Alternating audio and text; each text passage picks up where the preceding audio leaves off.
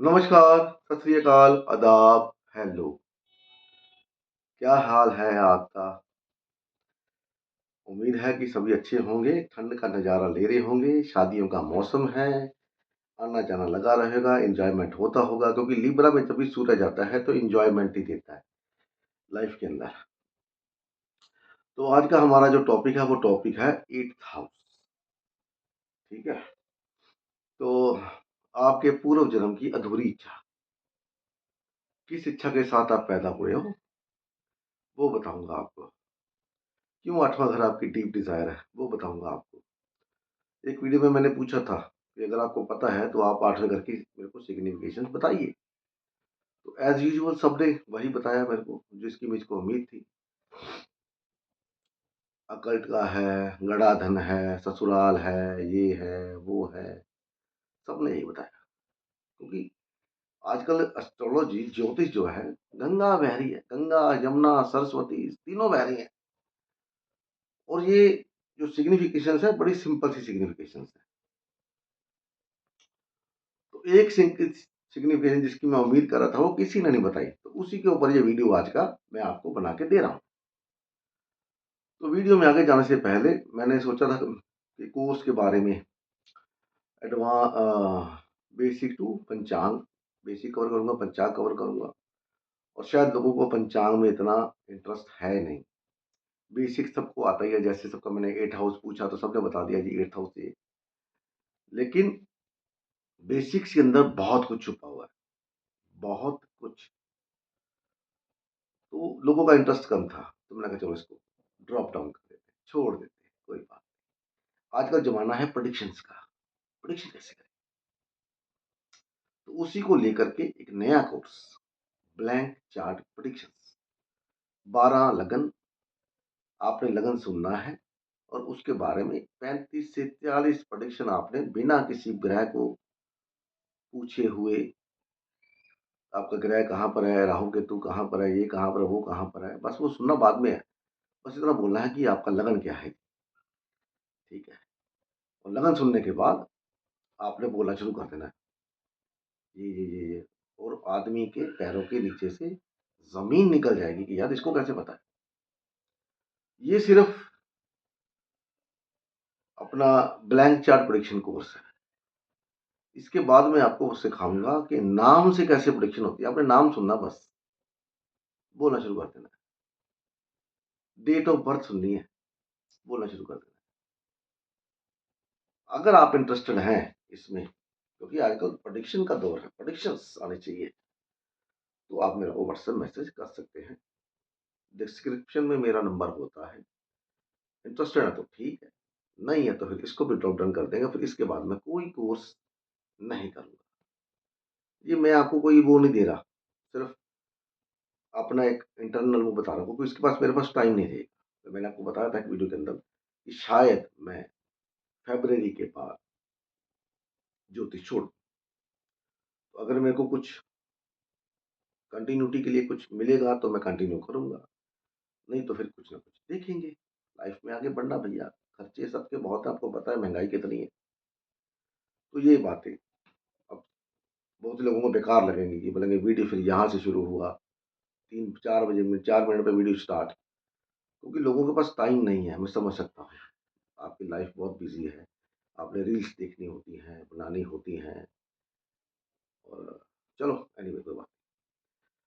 तो बात करते हैं 8वां घर। 8वां घर मैंने आपको बोला आपके पूर्व जन्म की अधूरी इच्छा। क्यों? मतलब उठता भी क्यों? वजह। 8वां घर होता है हिडन हाउस। 8वें घर में जो भी प्लैनेट चला गया, जो भी राशि चली गई, उसके मामले में जो भी चीज़ें होती हैं वो हमेशा हिडन रहती हैं। वो या तो आपसे हिडन रहेंगी या आप उसको लोगों से हिडन रखेंगे। चाहे वो लोग आपकी बीवी, बच्चे, पत्नी हो क्यों ना हो।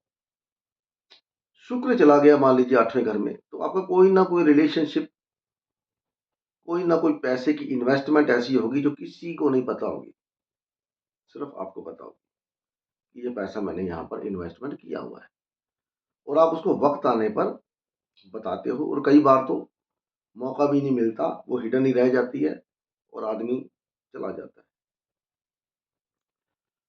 तो ऐसे 8वां घर हिडन है। अब ये डिज़ायर क्यों है आप? तो पहली बात ये है कि आपकी अगर पराशरी की बात करें या इंडियन एस्ट्रोलॉजी की बात करें, वैदिक की बात करें, तो आपकी डिज़ायर का हाउस कौन-सा है? 11वां हाउस, ठीक है। अब 11वां हाउस आपके डिज़ायर का हाउस है, तो डिज़ायर को पूरी करने के लिए क्या करेंगे? कर्म करेंगे ना। पैसा कमाना है तो कर्म करना पड़ेगा। तो 11वें से 10वां घर गिन लीजिए कौन-सा पड़ता है? 8वां घर। आपका जन्म क्यों होता है? क्योंकि कोई ना कोई डिज़ायर आपकी अधूरी इच्छा रह गई, जो पूर्व जन्म में थी वो रह गई। उसको पूरा करने के लिए आप कर्म करते हो। तो जब भी आप अपनी डिज़ायर के लिए काम करोगे उसमें 8वां घर इंक्लूड हो जाएगा, किसी भी तरीके से हो। अब जो लोग स्टॉक मार्केट से पैसा कमाते हैं, अकल्ट से पैसा कमाते हैं, रिसर्च से पैसा कमाते हैं, जो लोग जासूस होते हैं, वो पैसा कमाते हैं। कहाँ से कमाते हैं भाई? 8वें घर से। 11वां घर इनकम का है, डिज़ायर है पैसा कमाने की। तो ये 8वें घर का स्वामी करता क्या है? ये 8वें घर का स्वामी जहाँ पर भी जाएगा, क्या बोला गया ना आपको, 8वें घर का स्वामी अच्छा नहीं होता, तो जहाँ पर भी जाता प्रॉब्लम क्रिएट करता है। क्यों क्रिएट करता है पता है? क्योंकि वहाँ पर आपकी इच्छा छुपी है, पूर्व जन्म का डीएनए है वहाँ पर। अब ये 8वां घर 4th हाउस में जाके बैठ जाए मान लीजिए, तो आपकी दिली इच्छा है कि मेरा अपना घर हो, प्रॉपर्टी हो, गाड़ी हो, बंगला हो, सब कुछ हो। 8वां घर 9वें भाव में बैठ जाए, 8वें घर का स्वामी सॉरी, तो क्या है, मेरे को मान सम्मान चाहिए, एक हायर पोस्ट पे पहुंचना है, लोग मेरे को बॉस बॉस करके सलाम करें। ये इच्छा है आपकी, लेके आए हो आप। 8वां घर 10वें घर में चला जाता है, 8वें घर का स्वामी 10वें घर में चला जाता है, तो आपका काम एक रहेगा ही नहीं। तब तक नहीं रहेगा जब तक आपको अपनी मन मर्जी का वो काम नहीं मिल जाता जिससे आपको इंटरनल सेटिस्फैक्शन मिले। और उसकी उस सेटिस्फैक्शन को पाने के लिए आप रैंडमली काम को चेंज करते हो। आपका डिपार्टमेंट, अगर आप जॉब करते हो तो डिपार्टमेंट चेंज होता है, और एक डिपार्टमेंट में जाके आप शांत हो जाते, नहीं यार बस मेरे को यही चाहिए। 8वें घर का स्वामी 11वें घर में बैठ गया तो क्या करेगा? सीधा सीधा फंडा है, अकल्ट से, सट्टे बाजार से, किसी और तरीके से पैसा कमाएगा। वो तरीका हिडन होगा, किसी को नहीं पता होगा कहाँ से पैसा आ रहा है। इनहेरिटेंस को नहीं छोड़ता, कोई ना कोई जुगाड़ लगा के रखता है। 8वें का स्वामी 12वें घर में चला गया तो डीप डिजायर क्या है आपकी? भैया फॉरेन जाना है, ये रात को नींद मेरे को अच्छी चाहिए, मेरे को कोई डिस्टर्ब ना करे। आप ऐसा माहौल ढूंढते हो, घूमने फिरने की जगह कहाँ पर? पहाड़ों पर। इच्छा है आप, लेके पैदा हुए भैया, वो रह गया मेरा। 8वें घर का स्वामी लगन में क्यों बोला गया? आदमी बड़ा सीक्रेटिव है। क्यों सीक्रेट है भैया? ये तो सोचा कभी आपने? सीक्रेटिव है क्यों? क्योंकि वो सीक्रेट लेके पैदा हुआ है कि भैया पिछले जन्म में मैं खुली किताब था तो लोगों ने मेरा जम के दुरुपयोग किया। अभी मैं अपने लूप होल्स सीक्रेट्स कभी किसी को नहीं बताऊंगा। 8वें घर का स्वामी लगन में बैठा हो, अगर आप में से किसी का बैठा है तो कमेंट कर देना भैया कि हाँ जी आप सही कह रहे हो, या मैं गलत कह रहा हूँ। कितने सीक्रेट्स हैं आपके पास लोगों के, पैसे को लेकर के, या रिसर्च के फील्ड में कितनी चीज छुपा के रखी है आपने। ऐसा आदमी हमेशा 8वें घर का स्वामी लगन में आके बैठ जाए, कभी सामने से रिएक्ट नहीं करेगा, वो प्लान करेगा दुश्मनों को हराने के लिए। कैसे प्लान किया जाता है? जैसे हमारे नरेंद्र मोदी साहब करते हैं या अमित शाह जी करते हैं। हालांकि उनका 8वें घर का स्वामी लगन में तो नहीं है, क्योंकि उनका वर्गो लगन है। तो लेकिन वर्गो लगन को 8वें घर का स्वामी देखता जरूर है, या उसका लगन लॉर्ड का एस्पेक्ट लगन पे 8वें घर पे जरूर आता है। तो क्या करना है, कैसे करना है, प्लान करके मारना है कि पता भी ना चले। 8वें घर को जासूस क्यों बोला जाता है? जासूस जासूस कभी पकड़े जाते हैं क्या? नहीं पकड़े जाते। बहुत कम चांस होते हैं। 8वां घर जब खराब होता है तब पकड़े जाते हैं। 8वें का स्वामी दूसरे घर में जाके बैठ गया तो सीधा-सीधा फंडा है। पैसा, फैमिली, ज्वेलरी, रिसोर्सेज़ क्या छोड़ के जाऊँ? ऐसे लोग जल्दी पैसा खर्च नहीं करते, सँभाल के रखते हैं, आड़े वक़्त के लिए। और फैमिली में किसी को नहीं पता होगा कि इसके पास कितना पैसा है। 8वें घर का स्वामी थर्ड हाउस में, थर्ड हाउस क्या है? आपकी बात का डबल मीनिंग होगा। द्विअर्थी। ये स्वामी अगर अच्छा हो तो इनहेरिटेंस आराम से मिल जाती है। ये स्वामी अगर खराब हो तो फिर इनहेरिटेंस के लिए मार-धाड़, कोर्ट कचहरी, झगड़ा, डिज़ायर है ना मेरे को इनहेरिटेंस चाहिए। आपने देखना हो इनहेरिटेंस मिलेगी नहीं मिलेगी, अपना थर्ड हाउस देख लीजिए। थर्ड हाउस खराब है तो इनहेरिटेंस नहीं मिलेगी, झगड़ा करना पड़ेगा, लड़ाई करनी पड़ेगी, कोर्ट केसेस, मार कुटाई। थर्ड हाउस अच्छा है तो आपको इनहेरिटेंस आराम से मिलेगा। 8वें का स्वामी फोर्थ में बता ही दिया था मैंने आपको, आराम चाहिए मेरे को, आराम नहीं मिला, मैं काम करता रहा। 8वें का स्वामी पंचम में तो कोई ना कोई हिडन अफेयर या कोई ना कोई हिडन नॉलेज होगी, रिसर्च के फील्ड में, पैसा कमाने के फील्ड में, इंश्योरेंस के फील्ड के अंदर अच्छा नाम कमा सकते हैं। 8वें का स्वामी फिफ्थ में और फिफ्थ का स्वामी 12वें में चला जाए तो आदमी का फॉरेन से अफेयर होता है, ऑनलाइन अफेयर होता है। तो फिर बाद में क्या होता है? धोखा, या उल्टा भी हो जाए। फिफ्थ का स्वामी 8वें में, 8वें का 12वें में, तब भी। और भी कॉम्बिनेशन बनते हैं ऐसे। 8वें का स्वामी छठे में चला गया। अब छठा घर किसका है? हेल्थ का है, कंपटीशन का है।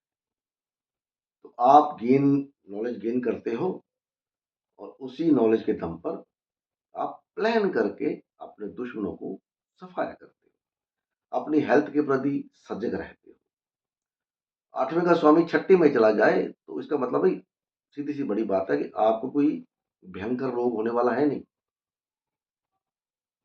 छठा घर भी मृत्यु का है। वो मृत्यु कौन सी है? अकाल मृत्यु।